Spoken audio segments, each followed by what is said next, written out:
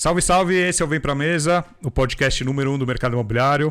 Eu sou o Sérgio Langer e hoje tenho o prazer de receber Cris Taveira, CEO da Rocket. Cris, seja muito bem-vinda ao Vem Pra Mesa. Muitíssimo obrigada, Sérgio. É um prazer estar aqui com você. Obrigada pelo convite. Eu que agradeço. Você que nos acompanha no YouTube, não esqueça de deixar o seu like, deixar o seu comentário se você está gostando do episódio, gostando do todo o trabalho que a gente vem fazendo. Inscreva-se no canal, é importante a gente passar a mensagem para mais e mais pessoas. Você que está nos ouvindo no Spotify, siga o Vem Pra Mesa no Spotify, receba todas as atualizações. Toda segunda-feira, bem cedinho, um episódio novo. E deixar um salve também para o nosso patrocinador, para Plano em Vendas. Você, corretor de imóveis, a Plano tem um convite para você. Venha realizar milhares de sonhos conosco e trabalhar na melhor house do Brasil. São 60 empreendimentos em estoque, mais de 15 lançamentos, 8 mil unidades, as melhores premiações do mercado. Vou deixar o link aqui na descrição. Deixar um abraço para o Simão e para o Everton da Plano e Vendas. Cris, você tem aí mais de 20 anos de experiência no mercado imobiliário? Mercado imobiliário não, mercado com marketing. Não, com marketing? Com marketing, acredita? Você começou com quantos anos? Eu não sou tão novinha. Bom, eu comecei fazendo faculdade, logo abri minha agência, então é uma longa história. Você é formada em? Eu me formei em publicidade e propaganda. Eu também, publicidade e propaganda. Ah, que bacana. É um curso muito legal, né? É um curso muito legal, mas assim, a grande experiência é na prática, né? A grande experiência é na prática. E quando eu fiz faculdade, hoje eu estava falando com uma pessoa, era da época da câmera analógica. A gente revelava o filme na câmera escura. Então era muito Você tinha aula de fotografia? Eu tinha aula de fotografia. O bacana é que a gente tem aula de muitos fundamentos, né? De coisas que são fundamentais para poder construir de verdade marca, fazer todo esse trabalho de marketing. E você, depois da faculdade, estou vendo aqui no seu LinkedIn, você fez uma série de cursos rápidos, cursos mais longos. Fiz. Mas assim, depois da faculdade, eu comecei a trabalhar numa agência de propaganda, experimentei algumas coisas como estagiário. Comecei a trabalhar numa agência como designer. E logo depois, assim, de formada, eu falei, eu vou abrir o meu CNPJ. Porque eu já queria empreender, eu já queria fazer do meu jeito. Eu precisava ganhar mais. Meu salário na agência era de R$900 líquido. Eu falei, eu preciso ganhar mais dinheiro, vou me casar. Então, eu preciso me virar aqui para poder fazer a coisa acontecer. E aí, abri meu primeiro CNPJ, que foi uma urgência, né? Então, às vezes, a gente começa a empreender, tem gente que fala assim, eu preciso descobrir o meu propósito. Nada, eu precisava de mais dinheiro nessa situação. E aí, abri essa agência, fiquei 2 anos com essa agência. E dessa agência me rendeu o convite para poder ser sócia e franqueada do Burger King e assumir a diretoria de marketing lá. E foi a maior escola que eu tive de marketing na prática. E aí você fica quase 12 anos no Burger King. Aí a gente Foi bem no início do Burger King no Brasil. Foi bem no início. Então a gente começou em 2006. Nosso primeiro restaurante a gente abriu em 12 de dezembro de 2006 no Shopping Guatemi de Porto Alegre. Eu morava lá. Acho que São Paulo chegou em 2004 ou 2005. Foi antes. Foi um grupo daqui, né? E eles foram os primeiros. E aí tinha a Burger King Corporation, que era aqui em São Paulo, e eles abriram concessão para outras regiões. Então, a gente conseguiu essa exclusividade para Paraná e Rio Grande do Sul. E eu fazia parte do Grupo Centro-Sul, que tinha um sócio-presidente com outras pessoas em outros estados.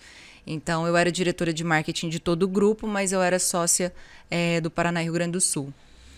E aí você tinha um grande concorrente, que era o McDonald's. Eu lembro que o Burger King brigava muito, né? Sempre tentava o ponto físico na frente do McDonald's, até para brincar na frente do McDonald's, né? Então era uma briga muito grande para fincar a bandeira nos shoppings, né?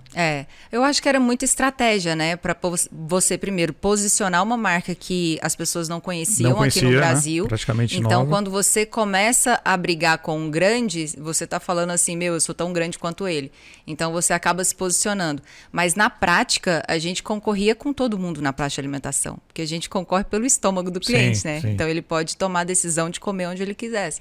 Então a gente fala isso. Na prática era uma coisa, mas em termos de posicionamento tinha muito isso. Agora o refil, o Burger King ensinou o brasileiro o que era refil, né? O que era refil. Então não existia o conceito refil no Brasil. Não, a gente começou com isso, a gente pensou que seria um grande risco, inclusive, mas era pouco desperdício, enfim. Valia a pena. Valia a pena. Não, e ainda o refrigerante de máquina, o custo é baixíssimo, né? Perto de lata. Não, mas perto de lata, de garrafa, que você tem todo o manuseio e o custo é mais barato. Mas assim, é muito fácil você perder dinheiro com alimentação, porque tem muito desperdício. Então, o que a gente descobriu também é que é legal ter uma franquia, é legal, mas às vezes as pessoas acham que ter uma franquia resolve todos os seus problemas, e não é assim. A gestão era toda nossa. Então, para você manter uma margem ali, para sobrar dinheiro no final do mês, era suado. Então, você tem que ficar ligado com todos os custos, assim. É muito incrível. Eu conheço muita gente que já investiu no ramo de alimentação e fala que o ramo de alimentação não é para amadores, né? Não, eu faço qualquer coisa na vida depois de ter trabalhado com alimentação, porque a gente começa com o pessoal com o primeiro emprego, então é uma mão de obra bem desqualificada, assim, um turnover altíssimo, então desperdício alto, sazonalidade muito forte, então custo de ocupação alto, então não é para amadores, desafios são muito altos. E aí como que é a saída do Burger King? Vocês vendem a operação para o grupo de São Paulo? Como é que foi isso? Aí a gente, em 2013, eu saí da operação e comecei a ir para o caminho das startups. Então, comecei a investir em startup, continuava como sócia lá. E em 2017, era eu e meu ex-marido, a gente era acionista. Em 2017, teve o IPO do Burger King no Brasil. E aí a gente teve a chance de participar desse IPO vendendo 100% da nossa operação.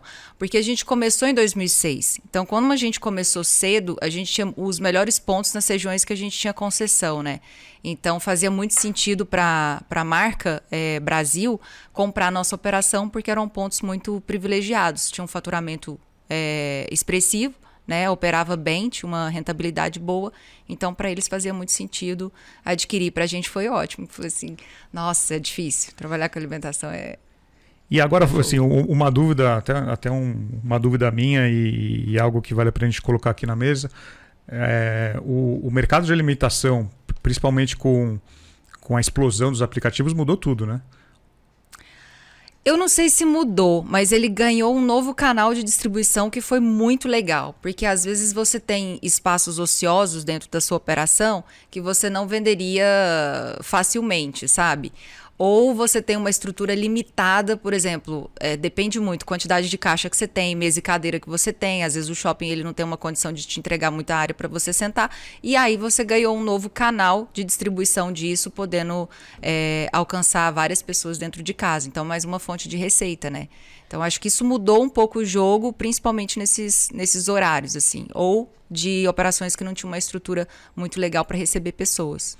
Pelo menos em São Paulo, o que eu vejo muito nos últimos anos são restaurantes serem projetados já pensando na recepção do entregador, no motoboy. Uhum. Então, ter uma área de escape que não atrapalhe a entrada de cliente. E o surgimento muito grande, que até movimentou muito o mercado imobiliário, das dark kitchens, né? Que são pontos Sim. que não recebem cliente, é só entrega de comida. Só entrega. Então, acho que isso mudou também. Mudou. Deu uma mudada. Acho que isso foi legal. E aí você vai pro governo de Goiás. Aí como eu estava fazendo esses investimentos em startups, eu comecei a dar muita palestra, conhecer muitas pessoas. E aí recebi esse convite e fazia consultoria também. E aí fui fazer uma consultoria para o governo e recebi um convite de assumir a superintendência de inovação lá, para fazer o planejamento, o desenvolvimento de um ecossistema de inovação que estava pautado nessa experiência com startups. E daí eu fui. Aí eu fiquei 1 ano no governo e eu descobri que eu era mais empreendedora do que eu imaginava, porque o governo é uma máquina muito robusta, né? E a gente que tem essa gana de fazer as coisas acontecerem, a gente fica paralisado, fica louco com o tempo das coisas. E aí eu fiz esse trabalho lá e em 2020 eu saí do governo. Final de 2019 para 2020, né, conheci o Érico Rocha, numa festa, assim, mais away do mundo. Eu falei, mano, eu te conheço de algum lugar. O que você faz, cara? E aí a gente começou a conversar, ele me chamou pro evento que ele estava fazendo em São Paulo, que era o Fórmula de Lançamento ao Vivo, eu vim pra cá. E aí eu cheguei nesse evento, eu falei, posso fazer um match entre a minha experiência que eu tenho em marketing e a experiência que eu tenho com startups e no mundo digital, e eu acho que vai dar bom isso aqui.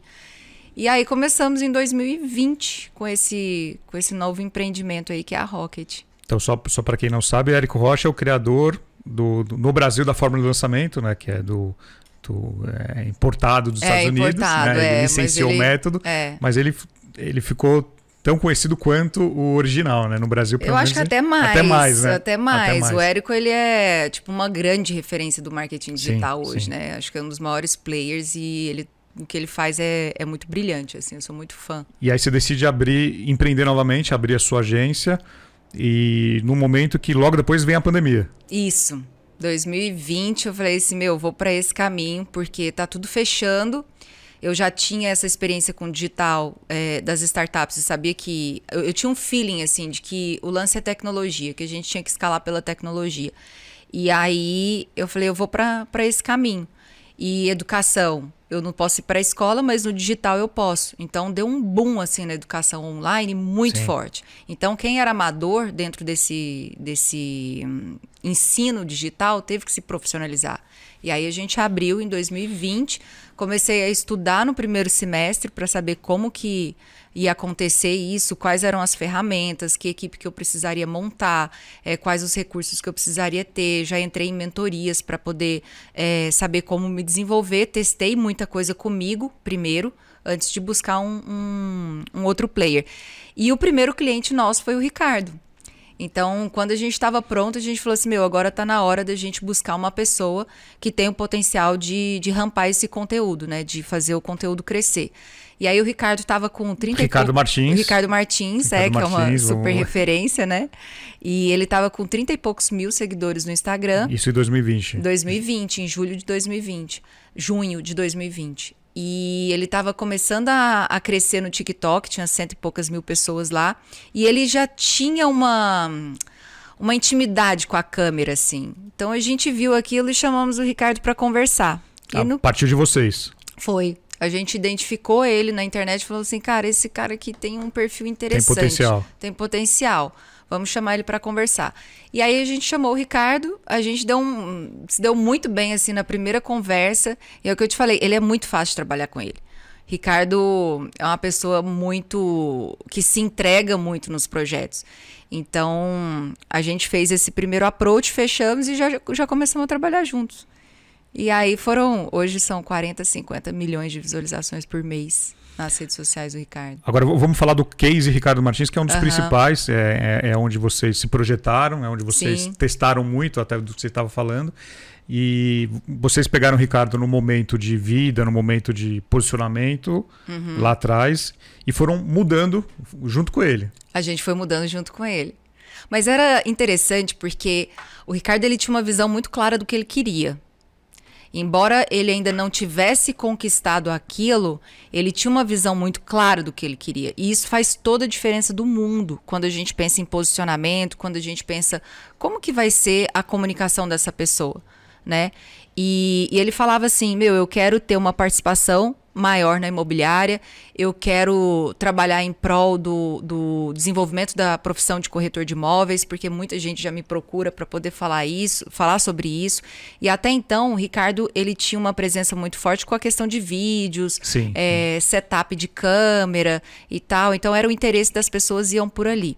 E aí a gente entendeu, a gente começou a tirar muito do Ricardo, assim, da cabeça dele, organizar essas ideias para poder estruturar esse flow de crescimento dele. Tanto que eu gravei com ele o episódio número 44 do Vem Pra Mesa, foi pro ar em junho de 2020. Então olha só, cara. Era mais ou menos no meio desse processo. A gente estava começando. Ele falava muito de TikTok, de vídeo. O TikTok dele não tinha explodido ainda. Não, ele estava com 100 e poucas mil pessoas no TikTok. Ele estava com menos de 200 mil nessa época. E aí eu lembro que em poucas semanas ele chegou em 1 milhão. Foi muito rápido. Foi muito rápido. Agora, rede social, eu acho que esse é um grande erro que as pessoas cometem hoje em dia, porque eles querem pegar uma agência para poder cuidar de toda a rede social da pessoa. E rede social é para você se socializar com as pessoas. E se você não tem verdade dentro da sua rede, todo mundo percebe e isso não cola.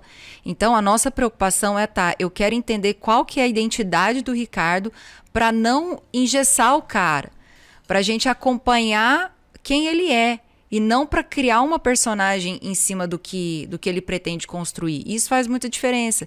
Então, o Ricardo que faz a gestão das redes sociais dele, ele que conversa com as pessoas, ele está com o dedo no pulso para saber exatamente o que está acontecendo.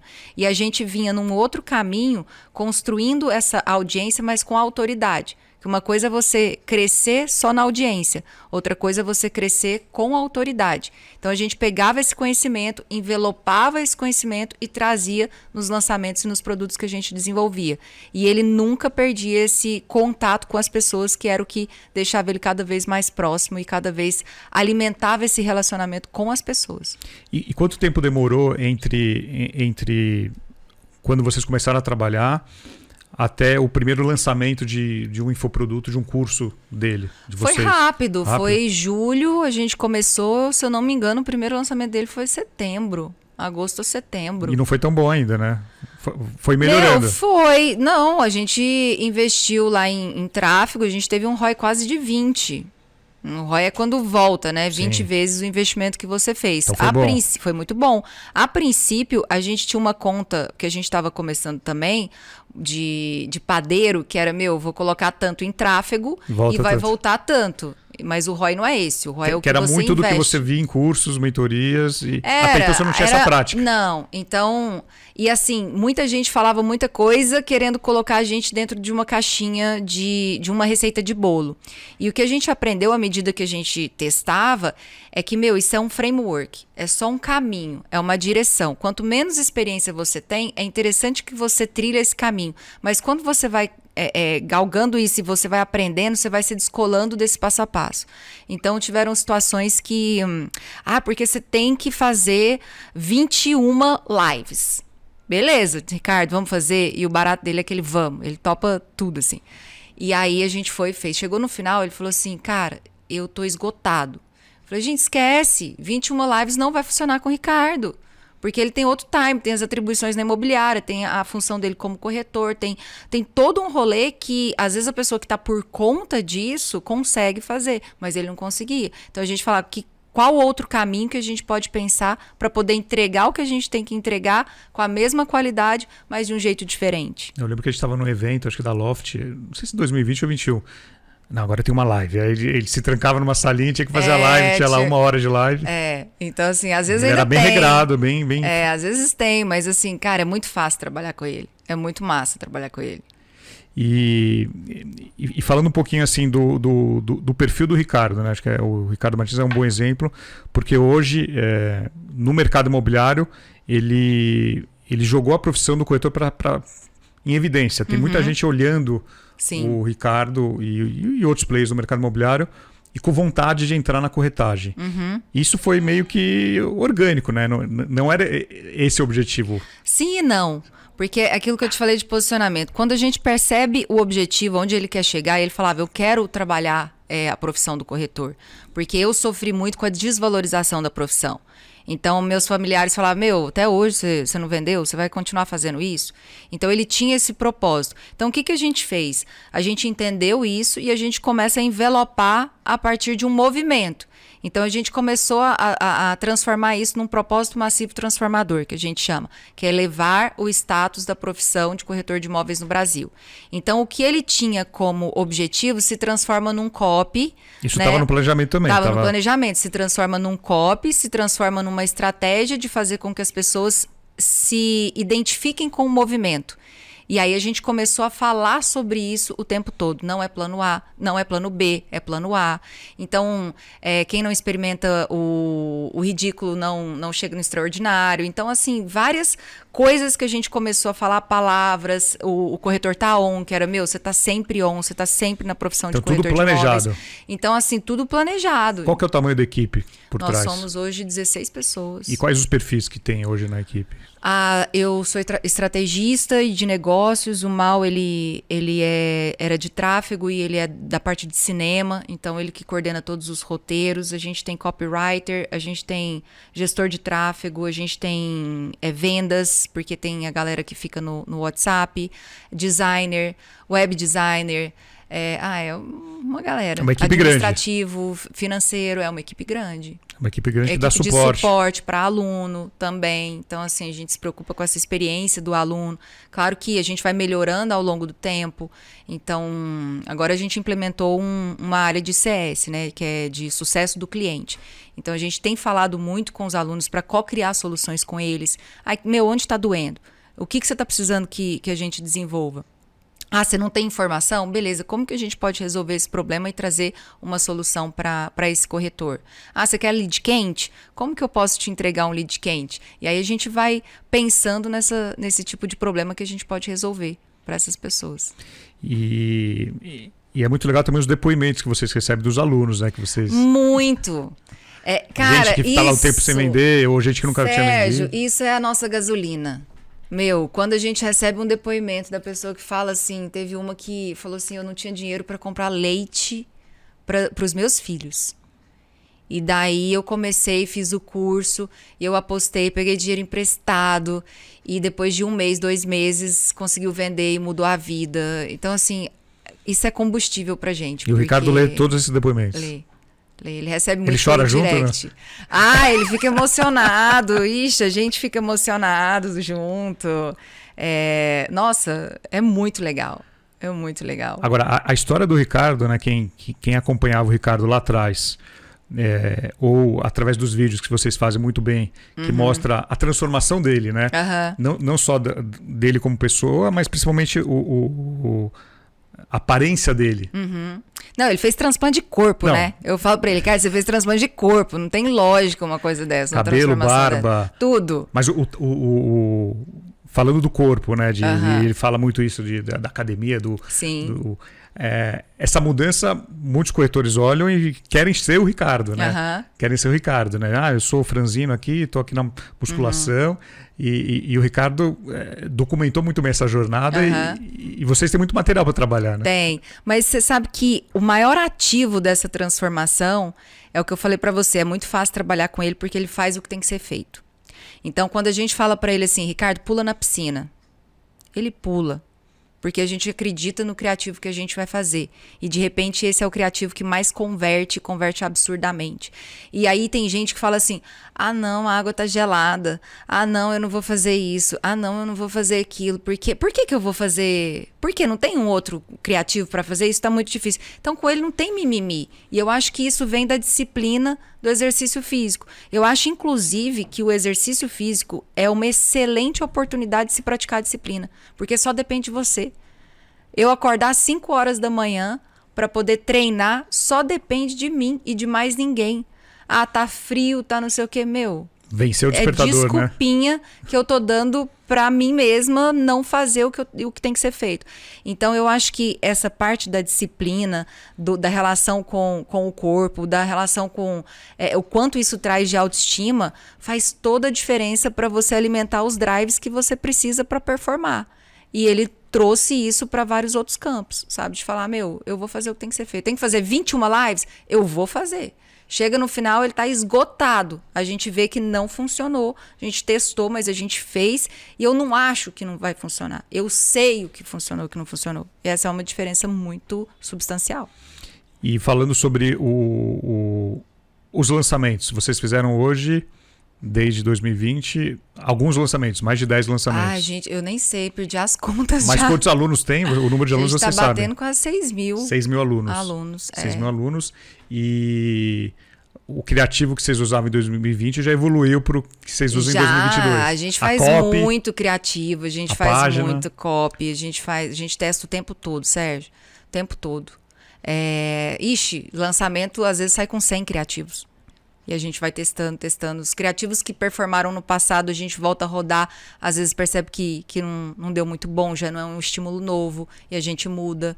E esse é um time diferente, assim, de agência de propaganda. Esses dias teve um player grande do mercado imobiliário que procurou a gente para poder trabalhar a questão de tráfego e tal. Ele falou assim, olha, mas eu tenho uma agência in-house, que é uma agência dentro da empresa.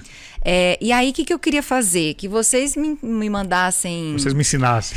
Não, que a gente fizesse as artes aqui e mandasse para vocês para fazer a gestão de tráfego. Eu falei assim, olha, não vai funcionar, porque é impossível dissociar tráfego, copy e criativo. Não dá para dissociar isso. E outra coisa, o dia que um criativo estiver performando mal e eu precisar, eu não posso esperar 2 dias para a agência desenvolver um criativo. Eu preciso fazer assim. E se a gente tem um repertório, a gente consegue produzir baseado em referências de uma forma muito mais rápida. Então, nunca é só o tráfego. É um conjunto de coisas. Então, por isso que não funciona assim. Pelo menos com a gente nunca funcionou, de terceirizar esse tipo de coisa. E a internet tem uma linguagem completamente diferente, porque você tem que chamar atenção muito rápido, ser diferente muito rápido, ser sexy muito rápido, sabe? E o mercado imobiliário, ele tem um time, acho que mais conservador, todo mundo fazia a mesma coisa, lançamento, todo mundo faz brochura, todo mundo coloca os mesmos vídeos, as mesmas fotos, os mesmos panfletos dentro da própria rede social. Então, para chamar atenção, você tem que fazer diferente. E falando do conjunto, né? Você comentou de tráfego, do anúncio, do criativo, tem a copy, tem a landing page. Sim. Hoje tem os grupos de WhatsApp, né, que ajudam também. WhatsApp. Então, algo que você estudou lá em 2020 já evolui muito em 2022. Muito. É o que eu te falei. Tem um framework, tem um passo a passo, mas você tem que ter o discernimento de falar assim, o que está acontecendo aqui? E uma coisa que eu fiz foi começar a participar de masterminds. Então, eu entrei num mastermind que é do Gênios, né, que é do pessoal da MR Lançamentos, que tem players muito grandes no mercado digital. Agora, participar e investir, pagar, porque são investimentos mais de 100 altos. mil reais você participar de um mastermind, sabe? Então, pelo menos os que têm valor, né? E aí, quando a gente entra num mastermind desse, tá lá o Wendel Carvalho, o Misha Menezes, o Suriel Portes, o Tio Uli. Então, são pessoas que acabam virando nossas amigas, assim, são meus amigos hoje. Eu sinto, cara, eu tô com um problema assim, como que você resolve na sua empresa? Você já passou por isso? E aí a gente troca muita figurinha. Né? Os problemas são parecidos. A gente troca muita figurinha e fala assim, putz, vou testar esse downsell aqui que o Suriel fez. Aí ele dá uma aula sobre esse downsell pra gente. Pra a escola mesmo, tem o Breno Blend, que é um cara incrível do Rio de Janeiro, que ele tem uma escola chamada Cursos Beta. Eu falei, Breno, me ensina. Eu preciso aprender o que você está fazendo, deixa eu entender sobre o seu modelo de negócio. Ele vem para cá, eu fui para o Rio, junto com o Raoni, que ele estava fazendo a escola para o mercado financeiro também. O Raoni está nesse mastermind.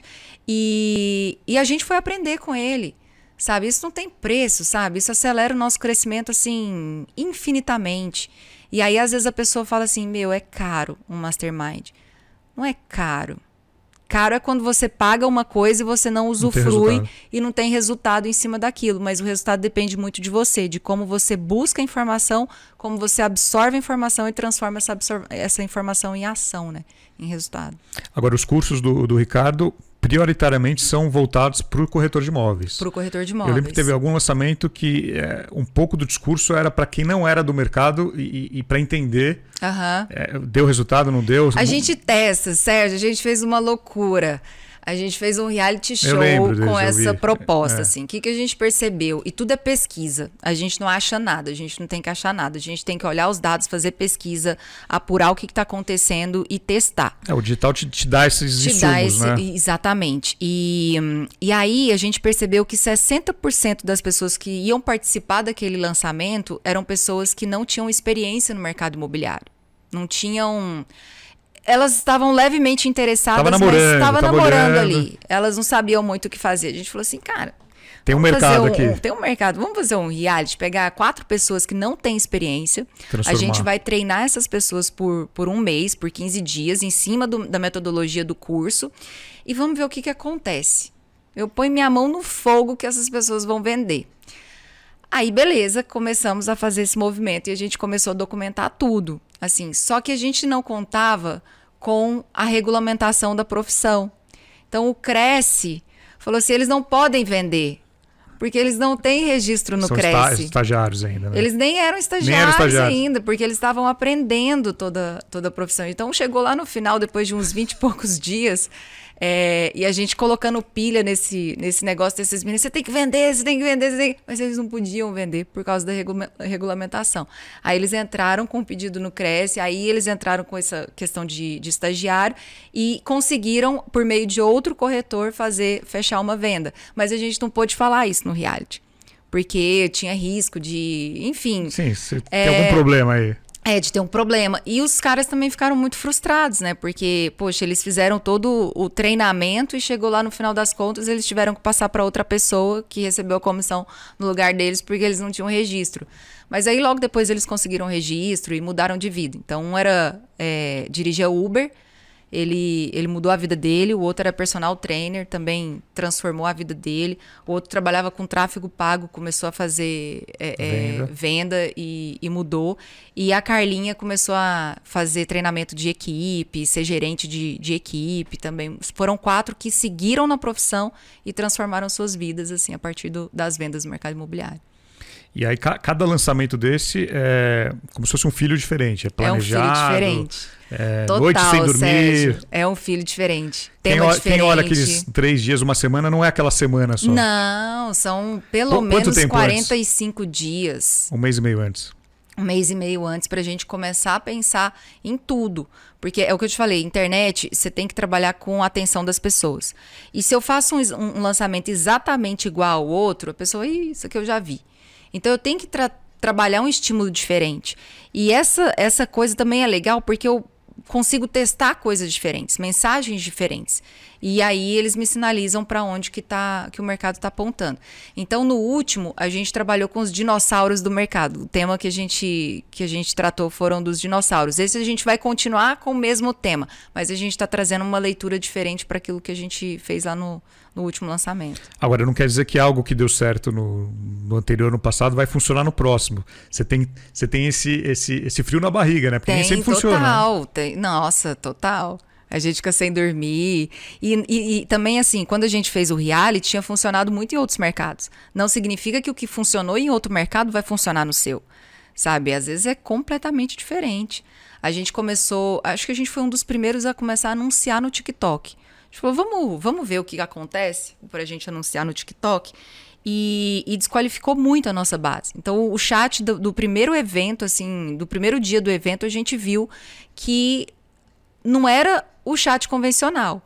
Mas, de novo, eu sei que não deu certo. Sabe, eu não acho que não deu certo. Você testou e viu que não deu certo. A gente viu e a gente falou assim, a gente está trazendo uma galera muito desqualificada. Assim, eu preciso melhorar esse tom aqui no TikTok ou vamos remanejar esse orçamento porque desse jeito aqui não funcionou. E aí a gente tem muito essa liberdade de testar. E muitas vezes o parceiro, né, o sócio, o Ricardo no caso, não aceita esses testes. E é burrice não fazer isso. Porque é a partir desses testes que você cresce. E aí, às vezes não, você vai errar no meio do caminho. E você olhar pro erro e falar assim, não devia ter feito isso, não sei o que, deu ruim, não. Aí você perde a oportunidade de aprender e fazer melhor, sabe? Então, a gente tem uma sinergia muito grande de falar assim, Ricardo, a gente testou e deu ruim, mano.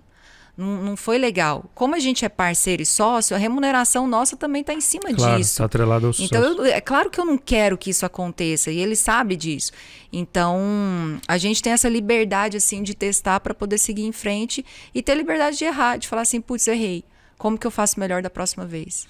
E aí, a gente tem canais tradicionais que sempre se anunciam, Facebook, Instagram, Google, YouTube. Sim. O que vocês vão testar agora no próximo? Algo diferente que você pode falar aí? Não, a gente está testando tudo assim. A gente está colocando quase 600 mil reais em tráfego pago. 600 mil reais? Num período de 45 dias, ou um pouco menos até. Um pouco menos. 30 dias. Menos até, 21. A gente começa a anunciar com 21 dias. Agora, tem algum canal que vocês estão olhando? Vamos testar um pouquinho aqui, que talvez eu ouvi aqui algum mastermind. O TikTok a gente começou a testar, não deu muito bom, mas a gente continua lá, mas reduzimos o orçamento bastante assim para TikTok. Mas a gente faz muito Instagram, a A gente faz muito Facebook e YouTube, Google. A gente está aumentando nosso investimento em Google e YouTube. E sempre canalizando para aqueles... são 3 lives, né? É uma semana de evento, né? Não, mas aqui, o evento ao vivo... São 3 lives. São 3 lives. Mas tem, às vezes, live com aluno, a gente faz algumas coisas extras. Agora, assim. Essas lives de lançamento estão virando super produções, né? Porque assim, a gente tenta sempre fazer o nosso melhor, né? E aí, quando a gente... E de novo tem essa parada de posicionamento. Quando você faz uma produção legal, você manda um recado para a audiência. Poxa, eu acho que você merece o melhor. Então, a gente vai dar o nosso melhor daqui. Quando você faz uma coisa bacana, você está posicionando essa pessoa nesse lugar. Sabe, eu não vou entregar uma coisa mais ou menos. Porque quando eu entrego coisas mais ou menos, eu posiciono essa pessoa como uma pessoa que é mais ou menos. Então, assim, eu quero fazer um serviço de alta performance, eu tenho que entregar isso. É o mínimo que eu posso comunicar. Então, tá virando isso para quem é profissional, né? Para quem está sabendo fazer e sabendo conectar essas pontas. E junto na esteira do Ricardo, começaram a aparecer outros colegas do mercado imobiliário fazendo, não um parecido, mas algo similar. Ele elevou uma categoria, né? Super, como você falou, foi planejado isso. Começaram a aparecer outras pessoas no Brasil inteiro. E pelo que o Ricardo fala, ele gosta desse movimento, né? Porque quanto mais gente... Ele não vê concorrente, né? Não. Ainda bem que tem outras pessoas. E o Thiago Nigro estava lá na Academia de Vendas, ele falou uma coisa muito interessante, que ele falou, o negócio não é competir só por competir, é co-competir, que você colabora e compete ao mesmo tempo. A competição, ela é saudável. Ela é muito saudável. Esse é o melhor mercado, né? Quando a gente abre lojas do Burger King, a primeira coisa que a gente fazia era chamar os concorrentes para conversar. Então, eu chamava ex-funcionários do McDonald's e eu montava todo o meu planejamento baseado nas informações que o cara me trazia. Então, não necessariamente o concorrente ele tem que ser visto com maus olhos. Olha o que o mercado está fazendo. A pessoa está nesse posicionamento, é o posicionamento dela. O que você pode fazer de melhor? Agora, se você fica olhando só para a grama do vizinho, você perde a oportunidade de se desenvolver e entregar o seu melhor. Sabe? Então, por isso que a competição ela é muito boa, porque ela coloca um monte de gente falando sobre o mesmo assunto, todo mundo começa a subir a régua para todo mundo e você tem, de repente, mais pessoas querendo entrar nesse mercado como corretores de imóveis. Valoriza para todo mundo. Mas o Ricardo tem o espaço dele, outras pessoas têm os espaços delas, sabe? Cada um ocupa da melhor forma possível. E como você falou, outros players costumam procurar vocês. E qual que é a relação que vocês podem ter com outros players? Vocês têm uma exclusividade no segmento imobiliário com o Ricardo? Cara, a gente começou com essa... A gente nunca teve exclusividade assim com ele, mas a gente sempre fez porque só com ele por causa do flow de trabalho. Não dá tempo de fazer outra coisa. Hoje a gente tem uma equipe de 15, 16 pessoas e a gente é muito intenso nessas entregas que a gente faz com ele. O que começou a acontecer? Demanda dos corretores. Eu quero saber mais sobre isso. Eu quero saber mais sobre aquilo. Eu quero saber mais sobre esse assunto aqui. Dos corretores alunos dos cursos. Dos nossos alunos. Tá. E aí a gente falou, como que a gente resolve o problema dessas pessoas? Poxa, a gente pode desdobrar isso em mais conteúdos. E a gente pode criar uma escola a partir disso. Então, começaram a nascer outros cursos com outras pessoas, inclusive outros professores, para atender essa necessidade dos nossos alunos. Então, hoje, assim, a gente está super aberto. As pessoas que têm valor para gerar para a nossa base, a gente tem 70 mil corretores na nossa base, e dos quais 6 mil são alunos. Então, qualquer corretor, qualquer pessoa do mercado que seja sério, que tenha valor para gerar, a gente está aberto para receber e fazer coisa junto. Competir, claro. Colaborar. E você recentemente estava com conteúdo, um curso voltado para marca pessoal. Sim. E o que você pode falar sobre marca pessoal, até pela experiência sua de marketing, empreendedorismo, e agora com o Ricardo? Como construir a marca pessoal através dos canais digitais? Tá. Essa foi uma demanda eu fiz uma palestra sobre isso na Academia de Vendas passada, né? E eu tive muita Academia de Vendas, que é o evento que a MyBroker faz em Goiânia. Isso, é um evento que eles fazem só para corretores de imóveis. Sim. E aí eu fiz uma palestra mostrando os bastidores da estratégia digital do Ricardo, que era uma coisa que eu nunca tinha mostrado para ninguém. E aí eu mostrei como que a gente constrói como que foi o processo de construção dessa marca. Então a gente foi por acaso, foi tudo pensado. Não foi por acaso. Então assim, primeiro, ele sabia o que ele queria construir.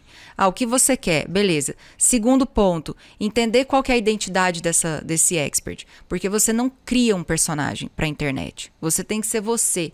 E usar aquilo... Já viu caricatura? É tipo isso, é pegar aquela fortaleza que você tem e amplificar essa fortaleza. Para que você seja autêntico nisso. Autenticidade é a palavra. Autenticidade é a palavra. Depois que a gente faz isso, beleza, agora eu preciso mobilizar as pessoas. Como que eu mobilizo as pessoas? Eu tenho que criar um movimento. Aí a gente cria o propósito massivo transformador. O que é esse propósito? Eu quero elevar a profissão de corretor de imóveis no Brasil. Aí ele deixa de concorrer com as pessoas. Para falar, gente, vamos trabalhar junto? Vamos cooperar? Vamos elevar a régua todo mundo? Porque se a maré sobe, vai subir para todo mundo.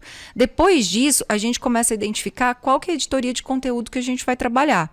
Olha, eu vou falar de lifestyle, eu vou falar de vídeo educativo, que eu preciso educar as pessoas para aumentar o nível de consciência delas.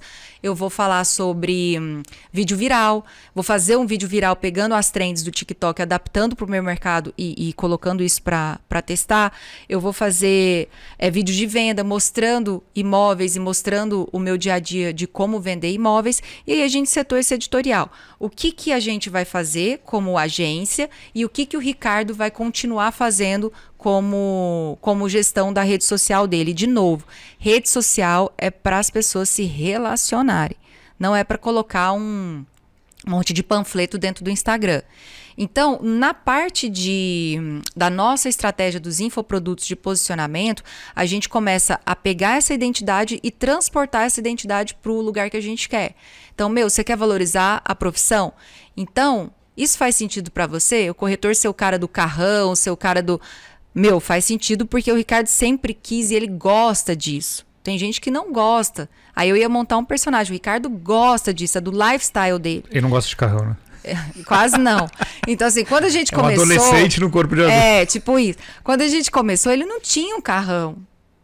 Eu vi outro dia que ele estava atrás do carro que ele tinha 3 anos atrás, 4 anos atrás, quando ele morava lá no... Ele não tinha. A gente fez uma parceria com a Audi para poder conseguir o carro para fazer, mas a gente sabia o que a gente queria construir, porque isso fazia parte do DNA dele. Ele tinha essa visão de futuro. Entende? Que quando você trabalha o posicionamento, você tem que saber o que você quer comunicar, qual que é a narrativa que você quer construir a partir daquilo que você domina. E aí a gente fez esses primeiros vídeos contando essa história do lifestyle. Eu preciso contar a história do Ricardo, mas eu preciso começar a colocar esses inputs de movimento e de aspiração. Eu preciso fazer o corretor de imóveis ter a aspiração, o desejo e a certeza de que ele pode chegar lá. Ricardo vai ser esse espelho? Então ele vai ser esse espelho. Agora, você entende muito de marketing, estudou marketing, continua estudando marketing. O quanto o Ricardo entende de marketing? Porque outro dia eu vi ele falando de arquétipos e me surpreendeu a propriedade que ele falava sobre arquétipos. Cara, ele estuda muito. Ele estuda também. Então, não é por acaso. Então, quando ele vai lá para as redes sociais, ele sabe das métricas dele, ele sabe o que as pessoas estão falando, o que engaja, o que não engaja, como é que tá o algoritmo do TikTok, o algoritmo do Instagram. Então, ele é muito ativo nessas coisas. Então não é de brincadeira, não. É de verdade. Ele falando dos arquétipos, eu falei, não é fácil falar de arquétipos. Com tanta propriedade. Alguém perguntou qual que era o dele, ele explicou 1 ou 2. Realmente, você via que ele entende do negócio. E ele vai navegando, ele vai estudando, vai conhecendo e vai fazendo.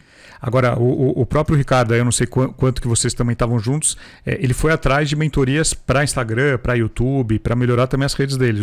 Junto com vocês ou foi uma coisa dele? Sim, é o que eu te falei. As redes sociais do Ricardo, esse relacionamento do dia a dia, o conteúdo tem que ser da pessoa.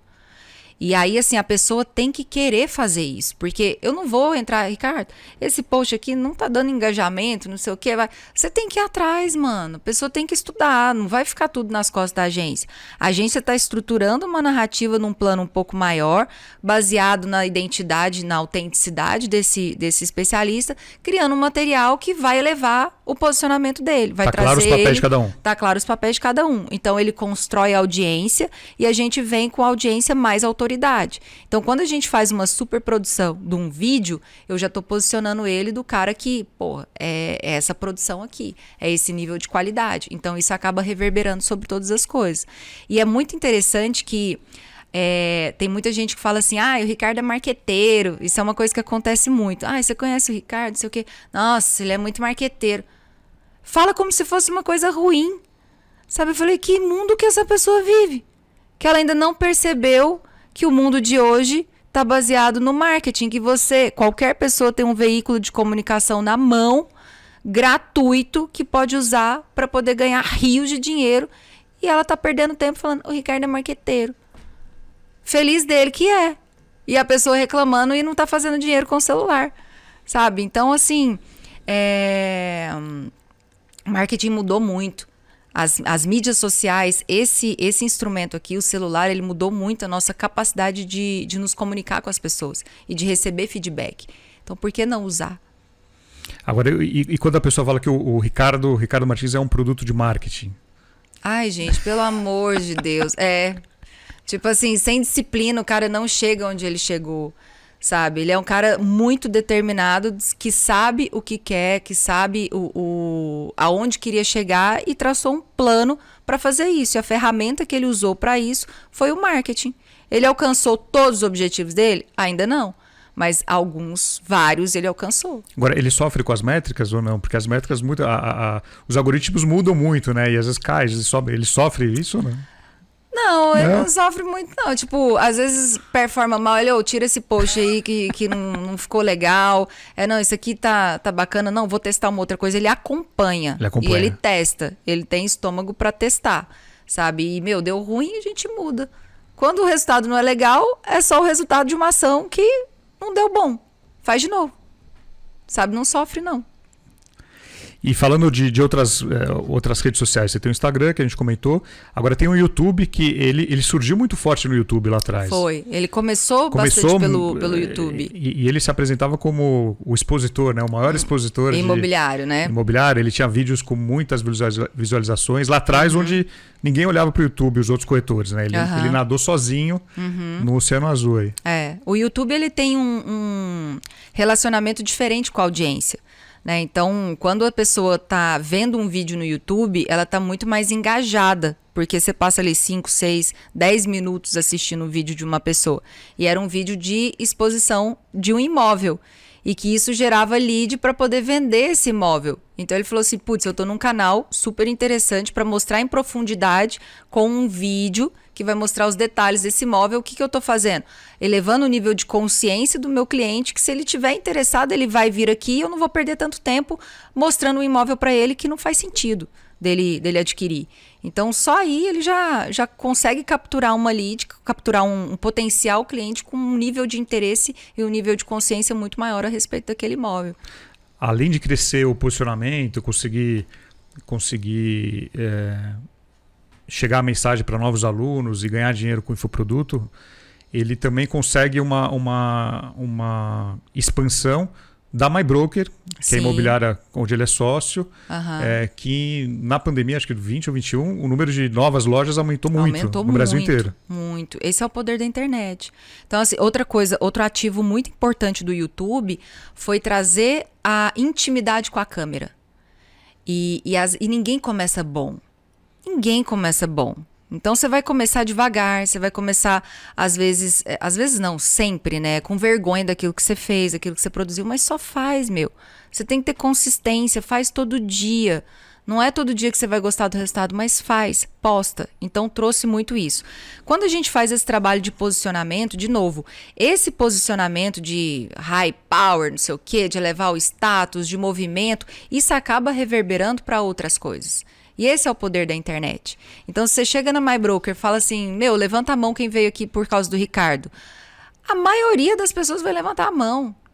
Ele chega lá no evento, na academia de vendas, ele não conseguia andar do povo tirando foto com ele, porque ele virou uma grande, não vou nem dizer celebridade, mas uma personalidade que está trazendo essa coisa do movimento, que está trazendo esse orgulho de ser corretor de imóveis. Que acho que era uma coisa que faltava muito para a profissão, né? Agora, por um lado, quando você tem muita gente idolatrando, amando, gostando, você tem na internet, como tudo, você tem os haters, né? Graças a Deus. Como que administra os haters? A gente costuma falar que se não tem hater é porque o copy não tá bom o suficiente. Sempre vai ter alguém reclamando. Sempre vai ter, meu. Sempre vai ter alguém reclamando. Nem e ele Jesus se sai muito, agradou todo mundo. E ele se sai muito bem quando Ele alguém... se sai muito bem, porque assim, é uma outra coisa interessante. Primeiro, o Ricardo, ele é muito bem humorado e ele sabe lidar com isso com muita tranquilidade. Não que isso não abale. Teve uma situação que ele ficou muito abalado, que era um aluno nosso, que fez venda, que usou, que a gente acompanhou e tal, e depois ele começou a depreciar. Por que ele estava fazendo isso, depreciando o Ricardo? Porque ele queria marcação, que o Ricardo fizesse a marcação dele para ele aparecer nas redes sociais do Ricardo e surfar uma onda num sentido. E o que a gente fez com aquilo? Meu, vamos falar o que aconteceu e vamos abrir uma live. E nessa live entra quem quiser. E o que entrou de gente defendendo o Ricardo, a gente estava em lançamento. A gente vendeu R$200 mil nessa live. Porque entraram vários alunos, várias pessoas defendendo o Ricardo e falando assim, não, o curso mudou minha vida, fez isso e assim. E partiu de um hater. Partiu de um hate, que muita gente vai pro quarto chorar e reclamar da vida. E outras pessoas falam como é que eu posso transformar esse limão numa limonada. E a gente busca fazer isso. Sempre pegar um limão, espremer ele, fazer uma limonada boa. Agora, eu estou no mercado imobiliário desde 2004. Uhum. São 18 anos aí de mercado imobiliário, sempre no marketing. Tirei meu Cresce no passado até para algumas necessidades, mas o meu foco realmente é o marketing. E eu acompanho muito várias pessoas que apareceram, vários players do mercado imobiliário. E o Ricardo... ele, diferente de outros que já apareceram, que ainda estão, ele não tem uma rejeição praticamente. Ele tem uma idolatria alta no mercado. Tem, mas tem rejeição também. Mas baixa. Quando eu falo assim, muita gente fala, o Ricardo é marqueteiro, não sei o quê. Tem esse tipo de pulguinha atrás da orelha, sabe? Será que ele é corretor mesmo? Invejinha e tal. Será que ele é corretor mesmo? Não é, ele não faz isso. Ele começou a vida como corretor de imóveis. Então, assim, ele tem essa... E é outra coisa, a gente não consegue fazer isso ser fake. Uma mentira, ela não dura tanto tempo. Você não consegue sustentar a mentira, sabe? E você não consegue criar essas verdades, assim. Então, quando ele fala, eu fui pro loteamento, eu ficava em pé, no sol, com panfleto, era a realidade dele. Então, quando ele fala, a minha família fala, vai fazer alguma coisa da vida. A esposa falava assim, Ricardo, que dia que você vai parar com isso e arrumar um emprego decente? Então, ele escutava tudo. A gente escuta isso dos nossos alunos o tempo todo, sabe? Então, eu acho que ele tem os haters, existe essa parada aí da rejeição, acho que é baixa. Porque ele é um cara muito bem-humorado e muito da colaboração com todo mundo. Ele se conecta fácil com o corretor. É fácil lidar com ele. E é engraçado porque esses dias eu recebi um direct de uma pessoa, não sei nem quem que era. Ela falou assim, Cris, dá uma olhada no meu Instagram, queria sua opinião e tal. Era um domingo, Sérgio. Aí eu, não tô fazendo nada, vou lá olhar, sapear o Instagram dela. Aí a primeira coisa que eu vi era assim, só catálogo de imóveis, né? Não tinha nada da pessoa para se relacionar com a outra. E aí eu falei assim, olha, eu olhei rapidamente o seu feed e o que eu percebi? Que você não tá se relacionando com as pessoas. É muito foto de imóveis e o seu Instagram não é um portal imobiliário. A pessoa quer saber de imóvel, ela vai para um portal imobiliário para ver foto desse imóvel. Ali você tem que mostrar a oportunidade e aquecendo essa pessoa, levando ela para um campo de relacionamento. Sérgio, ela me descascou. Ela ficou brava ainda. Ela ficou brava comigo. Você cedeu as suas horas. Sabe, ela ficou brava comigo. Ai, porque todo mundo elogia o meu trabalho. É porque quem você acha que você é para poder falar isso do meu Instagram? Eu falei assim, ela pediu a minha opinião. Agora eu não posso falar a verdade porque eu tenho que passar a mão na cabeça porque ela precisa de um elogio para ter uma validação. Não, cara, a gente não chegou até aqui passando a mão na cabeça de todo mundo, não. Não mesmo. E aí as pessoas querem isso. Eu acho que muita gente tá tão fragilizada que precisa o tempo todo de um carinho assim para poder seguir em frente. Não, a vida não é assim não. Nem todo mundo gosta de ouvir verdades duras. Nem todo mundo gosta de ouvir verdades duras.